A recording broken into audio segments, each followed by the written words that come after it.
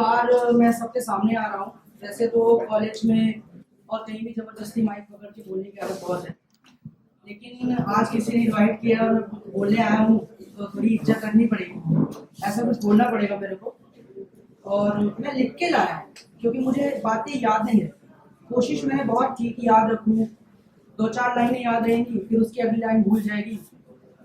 Your code से परिचय कुछ ऐसा हुआ कि मेरे बहुत अजीज मित्र हैं आकाश शुक्ला आस्तिक, जिन्होंने ये लाइन कही है कि अगर हो गया हो इश्क तुम्हारा पूरा तो कपड़े पहनो।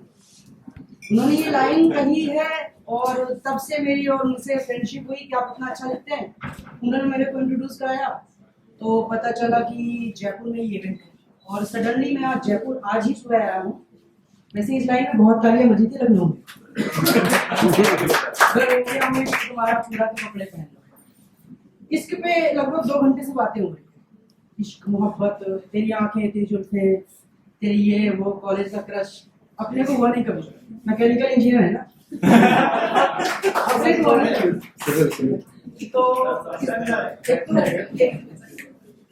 एक तो जब कोचिंग में थे तो बैच ऐसा था अपना कि 2 दिन सुबह वाला मिला, फिर शाम वाला, उसमें लड़कियां नहीं। फिर एवरग्रीन करके एक दोस्त ने मैकेनिकल दिलवा दी। हम अब क्या पता था हमको, अब मैं उसको आज भी ढूंढता हूँ, वो बीयू में छुपा बैठा है। तो मैकेनिकल इंजीनियर, तो किसी ने पूछा कि do you have a girlfriend, तो मैंने कहा इंजीनियर, मैकेनिकल इंजीनियर। इसके आगे उसने मेरे से कुछ नहीं पूछा। हालांकि प्राउड है इस चीज पे कि 4 साल मर्दों के बीच में जीना एक बहुत बड़ी बात होती है इंसानों के बीच में। तो बात को खत्म करते हुए मैं ये कहूंगा कि मैं इश्क पे नहीं कहूंगा, मैं किसी चीज पे नहीं कहूंगा, मैं कहूंगा तो सोल्जर्स पे। बेसिकली मैं कोटा का हूँ। अभी आपने थोड़े दिन पहले न्यूज पढ़ी होगी, एक चेतन चेता जी हैं, 9 गोलियां लगी कश्मीर में, 9 गोली, जिसमें से 1 गोली उनकी आंखों में लगी। और मतलब उनके शरीर का ऐसा कोई अंग नहीं है जहां पे उनको गोली ना लगी। उसके बाद भी वो एम्स में भर्ती रहे और अब ठीक होके वापस कोटा आए। तो 2-3 दिन यहाँ पे ना कोटा में बड़ा भक्ति वाला माहौल था। यहाँ से वहां तक बाइकें, हिंदुस्तान, ये वो जितने भी नारे होते हैं ना, 15 अगस्त वाला पूरा माहौल था। तभी मैंने ये पोएम लिखी, एक सैनिक के बारे में है। मुझे कोई खास उम्मीद नहीं है कि तालियां बजे, बस मुझे लग रहा है कि मैं जल्दी से बोल के निकल लूं। जो हर किसी के बोलने वाले के अंदर डर होता है ना, कि बस बोल के निकलूं। दोस्त मेरा वीडियो बना रहा है, उसको सबको दिखा के इंप्रेशन जो आएंगे। ठीक है ना भाई, अच्छे से भाइयों। एक सैनिक क्या करता है कि सीने में गोलियां खाने वालों की कोई बिसात नहीं। यहाँ पे लोग थप्पड़ खा के मशहूर हुए जाते। पता चला किसी नेता को एक थप्पड़ पड़ा, 15 दिन न्यूज में चला। चेतन चेता जी का एक भी दिन नहीं चला। तो मैंने सोचा कि इश्क का भाव बह रहा है यहाँ पे, उसके बीच में थोड़ा कश्मीर ले चलता हूँ, ठीक है ना, फ्री में। तो सुनिएगा। उसकी आंखों में सारा हिंदुस्तान दिखता है, उसकी आंखों में सारा हिंदुस्तान दिखता है। उसका जमीर उन नेताओं से नहीं जो खुलेआम सड़कों पे बिकता है। उस नींदी आंखों को लेके, उस नींदी आंखें मतलब पता नहीं कब से नहीं सोया, उस नींदी आंखों को लेके एक टक, मेरे हाथ कांप रहे, आप लोग देख सकते हैं, उस नींदी आंखों को लेके एक टक किसी मुल्क की तरफ देखना, बंदूकों की गर्माहट के बीच खुद की आंखों को सेकना, अपनी सारी मजबूरियों को सीने से निकाल के फेंकना। अगली लाइन पे थोड़ा कुछ कर दीजिएगा। उसकी वर्दी का रंग उसे जो सबसे प्यारा लगता है, यही वो कपड़ा है जिसमें फौजी सबसे अच्छा दिखता है। यही वो कपड़ा है जिसमें फौजी सबसे अच्छा दिखता है।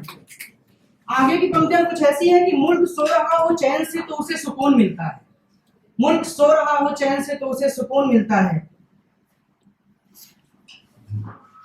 मुल्क करे तरक्की तो उसका चेहरा फूल सा खिलता है, मुल्क करे तरक्की तो उसका चेहरा फूल सा खिलता है।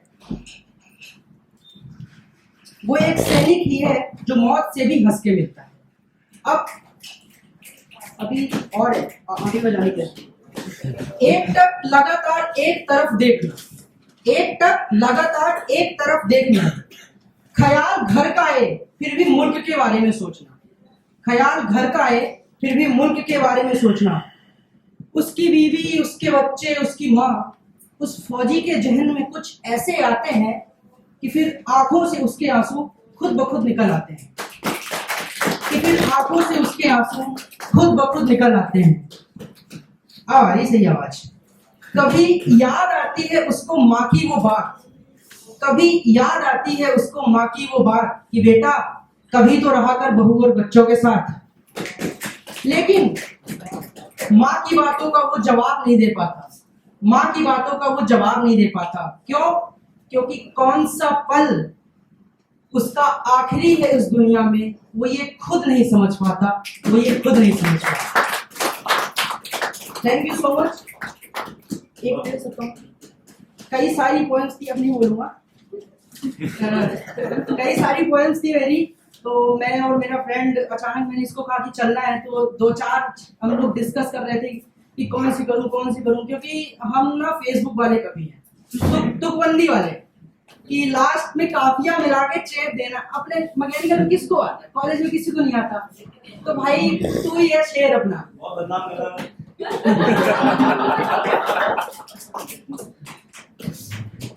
एक 2 मिनट लगेंगे।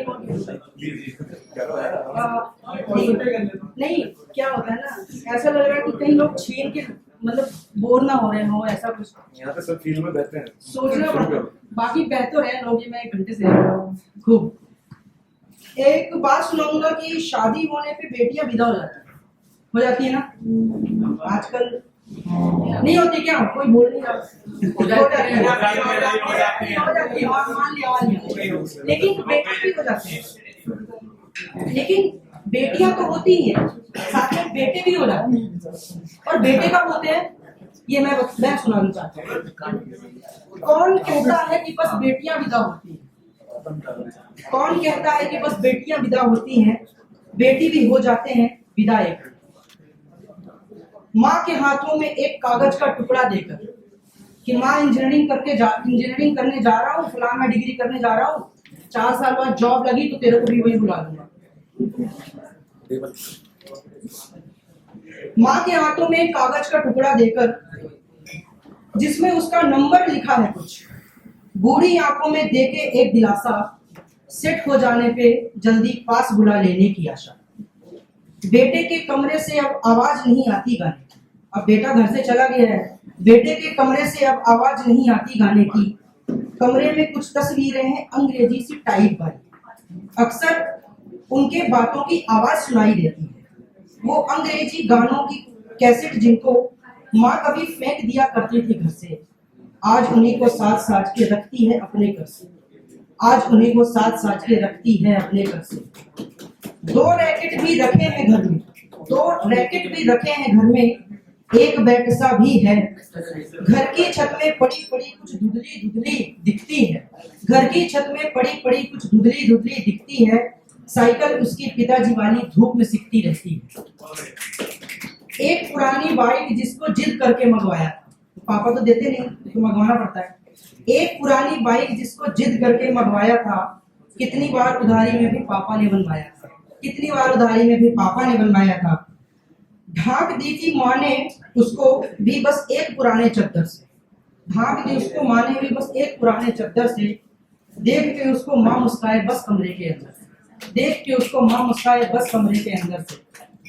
कोई दोस्त जिसका कभी आ जाए तो पापा खुश हो जाते हैं, कोई दोस्त जो मेरा कभी घर जाए तो पापा खुश हो जाते हैं। उसकी बातें उससे करके फिर वो हंसते जाते हैं। बेटी तो जाती है क्योंकि होती है वो पराया धन, घर जो बेटा चला गया तो सूना हो जाता है, घर जो बेटा चला गया तो सूना हो जाता है।